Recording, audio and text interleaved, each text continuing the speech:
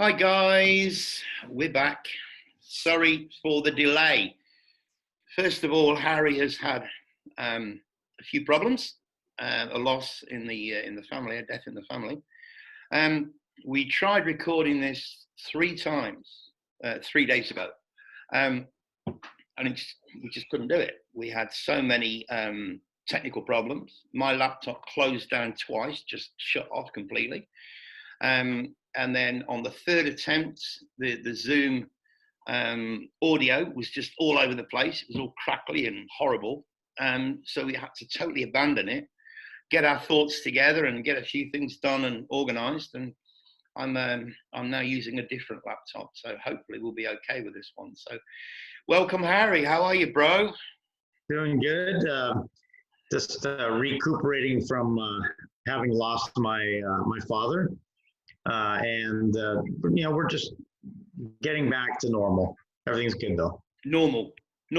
What do you call normal? Are we ever going to get back to normal? It's a new normal, isn't it, Harry? New normal. Not necessarily. Hopefully, something better than what we used to have. Let's put it that way. Good. Well, I wish you all the best, my friend. Okay, guys, we are going to get into some more deception, even more. Harry and I have had several conversations that have lasted many hours on some of the stuff that we're going to present to you today. I've got some links that I'm going to be putting in the show notes, a couple of places that I really hope you'll go to expand on the information that we're going to give you today. So, Harry, would you like to take it away, my friend? Yeah, sure thing. We will start with, oops, not that one. We are going to,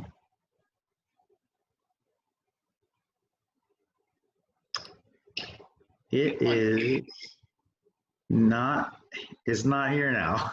Oh, really? Maybe you closed it. You'll have to open it and then minimize it. There it is. There it is. All right, bro. Over to you. All right. So over the last few weeks, we've been talking a lot about where we can look and what types of things we need to do to be able to decode words. And we did talk about etymology. We talked about defining terms. We talked about cymatics and how words that sound alike can actually mean something completely different and have a different energy. We also talked about splitting words up and how a prefix or a suffix can originate from a different language from the suffix or the prefix of the original word. And in some cases, they will mean the same thing, and in other cases, they'll mean completely something different. So I put together about 17 words here, and in some cases, I do a breakdown and I tear the word apart. In other cases, I'll look at similarities of the way they sound, and I'm just trying some different techniques. And Nigel, just in going through these, if you have a comment to make or something to say, don't hesitate. Okay. So, and we won't take a lot of time on this. We're going to go through it, and then we're going to move on to other topics as well. But the thing that I wanted to focus on is that some of these words are words that are common words that we use every day, yet we have actually throughout time forgotten what their true meanings are, or at least what they used to mean, because we live in a dynamic language rather than a static language like the Latin language, which the controllers like to tell us is a dead language. But in reality, all it is, it doesn't change its meaning. So let's look at the first word I have here is doctor. And if we split that word, we get the doc and the to or. So a doc is doctor, is in medieval Latin, a religious teacher. So I don't really think of a doctor as a teacher, but in old times it probably was. Well, hang on. I mean, in the academia, you don't, if you're a doctor, you can study for a PhD and become a doctor in order to be a teacher, because you don't have to be a doctor of medicine, do you? Exactly. Doctor as in a doctorate, not so much as in the medical profession. So just coming down the list of the doctor, we also know that the word dock is in there. And a dock is where you tie your boat to when you park it. Or it can also mean to cut something, like to dock a tail, or like to cut something. Yep. We also have the word ower, and the connotation there could be as of someone who owes or needs to pay debt to someone else. Mm-hmm. But an ore could also be the stone that contains a precious mineral, like a gold ore. But it also could mean an oar or a paddle that propels a boat. Well, that's probably the most important thing. I think, yeah. We need to remember the paddling boats when we come to talking about the maritime law. Exactly, and that's where the doctor and the oar and the oar all fit together, because they're all going to function properly. I mean, perfectly. Yeah. So the next word I have in this list is soldier, and then we have, splitting it, we have the soul and we have a dyer. So in Latin, we know that sol is the sun. Yep. And in some cases, really, we're not talking about the sun in the sky, but we're talking about maybe a different kind of sun. Well, everybody has to, everything that is in this realm is owned by someone. So who would own the sun? The sun in the sky? That would be God, right? So it's God's son. The son of God. Yeah. So we also have the word sole as in S-O-L-E, which is the underside of your foot or your shoe. We have the soul, that's the immaterial nature of man. And we also have a word that sounds a lot like soul and is sold, which is an item that's purchased. And in many cases, man has been sold down the river. Absolutely. And if I can make a comment there, again, this is connected to what we'll be presenting later on, the maritime. The soul, as in the sun, sounds an awful lot like soul, sort of the underfoot of your, the undersort of your foot. Just scroll down, sorry, just scroll back up a minute, Harry. Back to soul, S-O-U-L. Yeah. S-O-U-L, which is the immaterial nature of man. Well, is it not true that in some countries, I'm not sure if they still do it, but when a baby's born, they would take a soul print, and not instead of, well, not in the same way as you take a fingerprint, but they take the print of the soul, the underside of the foot, and that would go on the birth certificate. Am I right? Exactly. I do recall a lot of birth certificates not only have a fingerprint, but they have the footprint. Yeah. Yeah. Okay. Exactly. That's a great observation. I didn't even think of that until you just said it. Well, the next word then is deliver. And I find that to be very interesting. Even in the insurance world, you have different types of insurance for livery, which is when you deliver stuff. So if you look at deliver, it breaks down into de and liver. And we can use that to project, cast out, set free of bondage, aid in childbirth. When something is delivered, all of those are pertinent. I've just thought of another one as well. Livery. Isn't that to do with horses? It could be, but livery also has to be when you transport, like to deliver, like a delivery. Yeah, at delivery. But I'm thinking of the if you work in livery, you would work in the horse trade, or you'd work with horses. And there's a horse connection there. Yes. Yeah, and we'll get to the horse a little bit later, but so we'll look at the word deliver, and we have it again, de, which means from or originating from. And then we have the word live in there, and to reside, or it can also be pronounced live, as to be in real time. So the origin is Latin, and it comes to to be the word liber, and we get that word libro, which is book.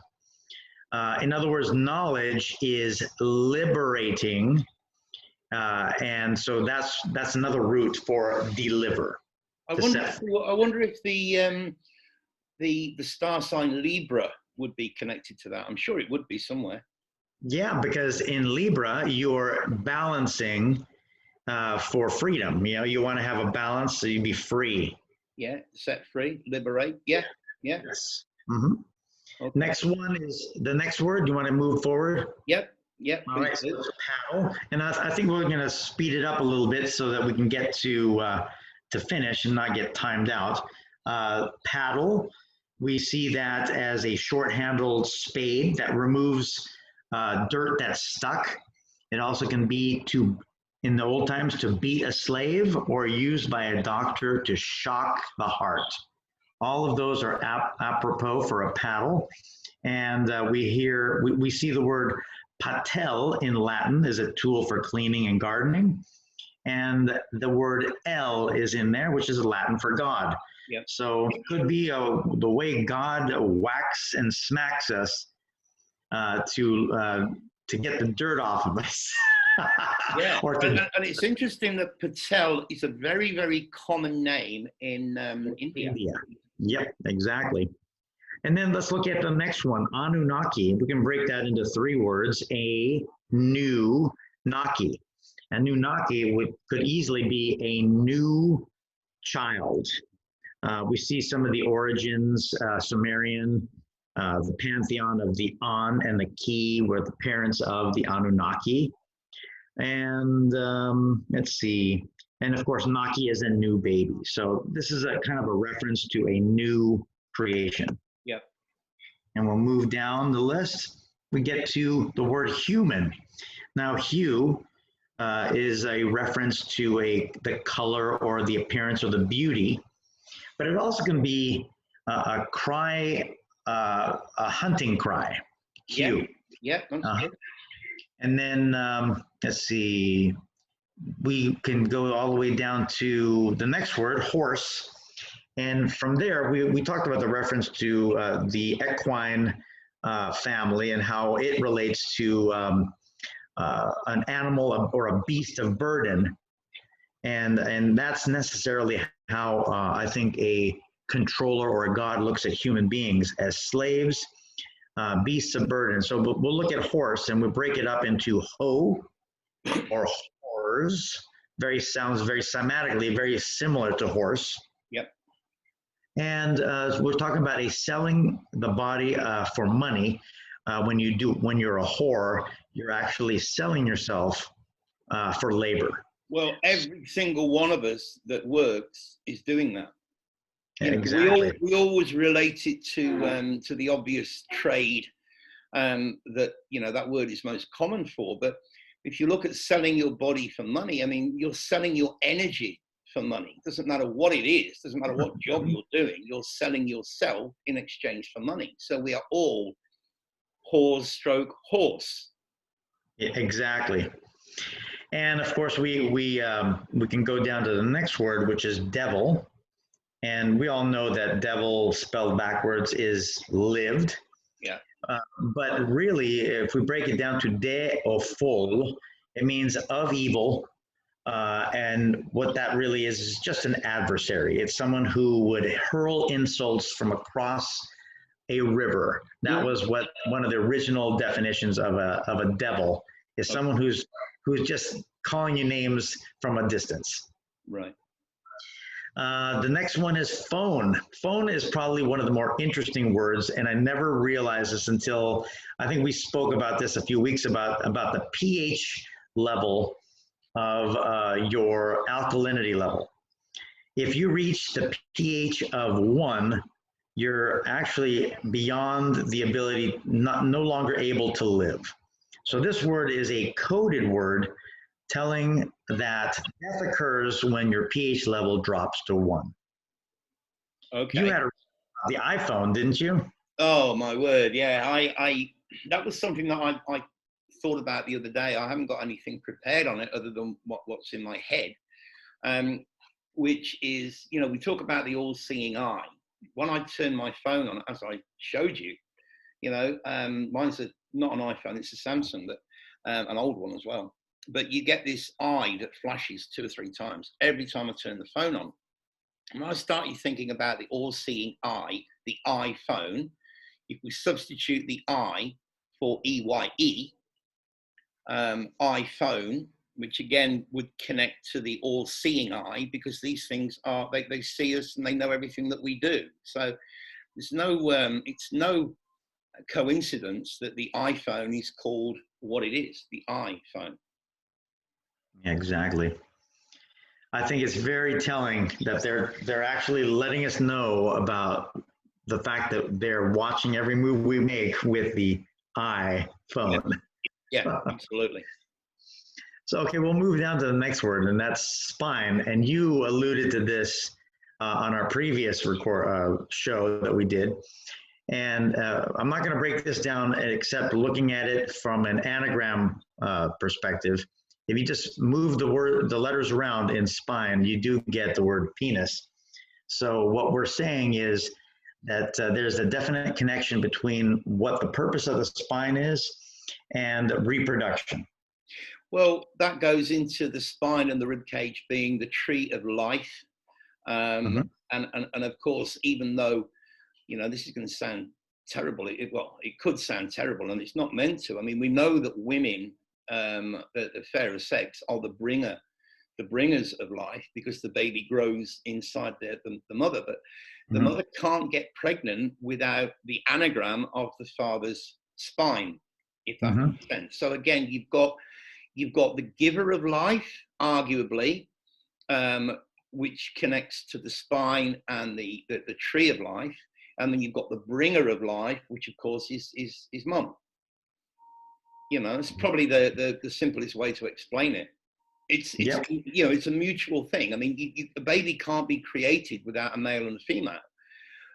As much work as you ladies out there do to bring these babies into the world, the original spark, the spark of life, comes from the father of the child, which again connects directly to the tree of life, being the spine and the rib cage. Exactly. Well said. So we'll touch again on the horse word, and we talked about how it's symbolic of a beast of burden. So when we take the understanding of how the life is in the womb, right? The unborn life is in the womb, and it's in the waters. Well, it's also in the womb man, if you think about it. Yes, exactly. So it's in the waters. It's in the waters when he's in the man, and it's back in the waters when it's in the womb man. Yeah. So when we look at the word horse, it's an anagram for shore, because when we're lost at sea and the doctor births us, we become tied to the shore. Because once we're born, birth as in B-E-R-T-H, we're now tied to a slip, and we're no longer lost at sea. We're docked by the dock shore. By the docked oar. Yes. So another word in that horse symbolism is married. A mare is a female horse. Okay. And then the eed sounding part of married is Dutch for an oath. Oh, wow.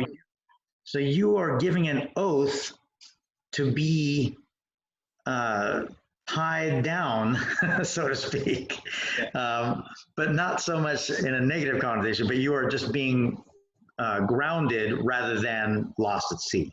Well, you've also got the bridle, as in A-L or L-E, bridle, you know, which is what you use to control a horse. That's my next word. That's my next word. Oh, okay. And sorry. And the groom. I mean, what does a groom do? A groom keeps a horse nice and clean. So again, there's another connection. Exactly. So the bridle is a mechanism for controlling a horse, and a bridle is like a shower is for the new bride to be given all these gifts for her new life. Yeah. So that connotation is always going back to what that horse symbolism. Yeah. So let's look carefully at the cake. I have been telling everyone I know to stop celebrating their birthday, not because of a fear of getting old, but for the purpose of understanding what does that flat cake mean. So Latin for cake is the word placenta. So when we celebrate by blowing out the candles, it's like we're extinguishing our life just to repeat it again when you say the words, "Today is my birthday." Yep. So you're asking for your life cycle to begin over and over again, like on the hamster wheel. Exactly. So when we look at the pla for placenta, pla means flat, and cent is the connotation of 10. So that is where the X comes from, because that's the Roman numeral for 10 is the X. So if we take 10 and we read it backwards, we get 0, 1, which is the binary system of this control matrix that we're in, of the on and off, black and white, male and female. It's that duality system that charges and decharges or uncharges. Yeah, I can see that. Mm-hmm. Well, so then dollars and cents. I mean, cent is, it's all decimalization, which is all based around 10. Exactly. So then we'll talk about the word Satan. Again, Satan in cymatic frequency is like saying 10. Say the number 10. Yep. And as we discovered in the previous, it's 0 and 1. It's just inverted, and it's a binary system, and it's exactly how our computer systems work. Exactly. Yeah. So the last one we'll talk about again is another cymatic word. When we think of the word fetus, we think about a unborn child, but really this evil entity that is using us. He's using us for food. The fetus is to feed us, and that us. Yeah, and who controls everything? The bankers. And what do we call the Federal Reserve? The Fed. Because we are feeding them. They are the fed one. Yeah, they get fed. Yeah, they get fed by when they create this fake money that we sweat our blood and tears to make.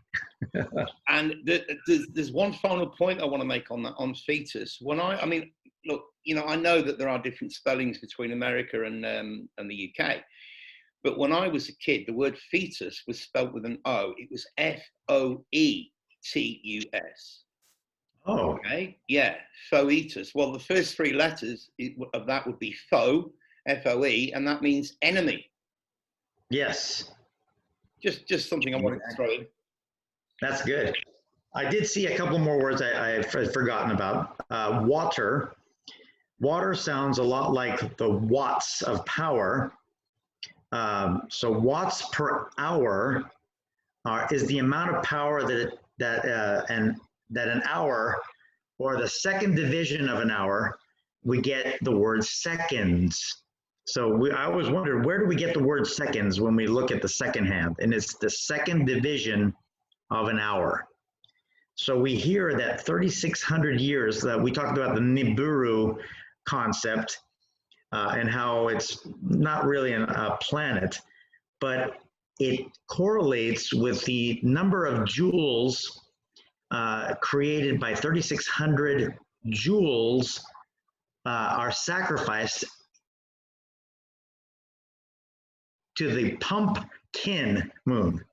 So we're pumping out tin in the moon. Wow. See how that works? Yeah. And then we do that with light. We do that to light up that black hole sun by harvesting the golden plasma from our blood. As we know that when we take blood and we purify it, the plasma does come out and it is golden. So, and you've got 3,600 there, which if we drop a naught of 360 degrees in a circle. So there's your orbit, there's your full circle, your orbit. yes. So the J is joules or Newton meters.